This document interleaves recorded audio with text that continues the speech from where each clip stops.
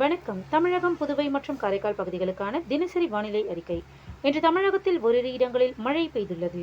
புதுவை மற்றும் காரைக்கால் பகுதிகளில் வறண்ட வானிலை நிலவியது. அதிகபட்சமாக நீலகிரி மாவட்டம் விண்ட்வர்த் எஸ்டேட்டில் 7 சென்டிமீட்டர் மழை பதிவாகியுள்ளது. நீலகிரி மாவட்டம் பந்தலூர் தாலுகா அலுவலகம், வுட்பிரையர் எஸ்டேட், அவலாஞ்சி, செருமுள்ளி தலா 4 சென்டிமீட்டர் மழை பதிவாகியுள்ளது. கோயம்புத்தூர் மாவட்டம் சின்னக்கல்லார், நீலகிரி தேவாலா, நாமக்கல் ராசிபுரம் தலா 3 சென்டிமீட்டர் மழை பதிவாகியுள்ளது. நீலகிரி மேல் பவானி, கூடலூர் பஜார், மேல் கூடலூர், கோயம்புத்தூர் சோலையார் தலா 2 சென்டிமீட்டர் மழை பதிவாகியுள்ளது. கள்ளக்குறிச்சி மாவட்டம் Ariyalur, Coimbatore Valparai PAP, Nilgiris Kundapalam, Emerald, Coimbatore Valparai PTO, Valparai taluka அலுவலகம், Cinchona, Nilgiris Parwood, Glenmorgan, Coimbatore UPASI தலா 1 சென்டிமீட்டர் மழை பதிவாகியுள்ளது. இன்று அதிகபட்ச வெப்பநிலை தூத்துக்குடியில் 37.8 டிகிரி செல்சியஸாக பதிவாகியுள்ளது.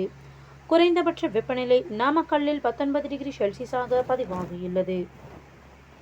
மேற்கு திசை காற்றின் வேக மாறுபாடு காரணமாக இன்று தமிழகத்தில் ஒரு சில இடங்களிலும் புதுவை மற்றும் காரைக்கால் பகுதிகளிலும் லேசானது முதல் மிதமான மழை பெய்யக்கூடும்.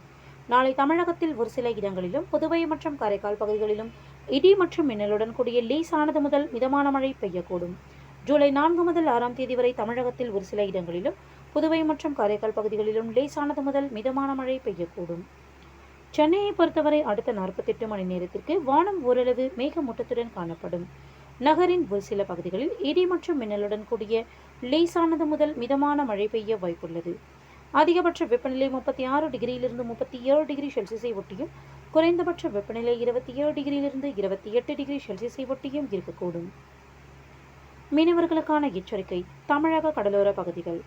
இன்று முதல் 6ஆம் தேதி வரை மன்னார் வளைகுடா மற்றும் அதனை ஒட்டிய தென் தமிழக கடலோர பகுதிகளில் சூறாவளி காற்று மணிக்கு 35 முதல் 45 கிலோமீட்டர் வேகத்திலும், இடையிடையே 55 கிலோமீட்டர் வேகத்திலும் வீசக்கூடும். வங்கக்கடல் பகுதிகள். இன்று தெற்கு, மத்திய மற்றும் வடக்கு வங்கக்கடல் பகுதிகள் மற்றும் வடக்கு ஆந்திர கடலோர பகுதிகளில் சூறாவளி காற்று மணிக்கு 35 முதல் 45 கிலோமீட்டர் வேகத்திலும், இடையிடையே 55 கிலோமீட்டர் வேகத்திலும் வீசக்கூடும்.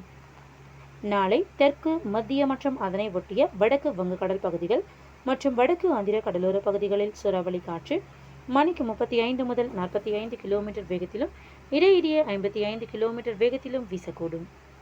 ஜூலை 4ஆம் தேதியன்று மத்திய மேற்கு வங்கக்கடல் பகுதிகளில் சூறாவளி காற்று மணிக்கு 45 முதல் 55 கிலோமீட்டர் வேகத்திலும், இடையிடையே 65 கிலோமீட்டர் வேகத்திலும் வீசக்கூடும்.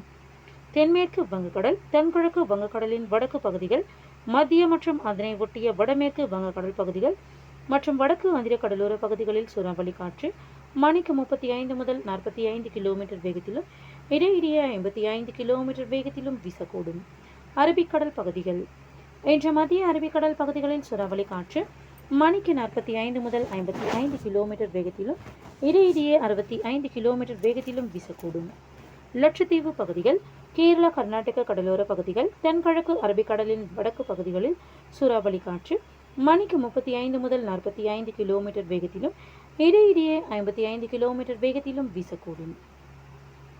நாளை முதல் 6ஆம் தேதி வரை மத்திய அரபிக்கடல் பகுதிகளில் சூறாவளி காற்று மணிக்கு 45 முதல் 55 கிலோமீட்டர் வேகத்திலும், இடையிடையே 65 கிலோமீட்டர் வேகத்திலும் வீசக்கூடும்.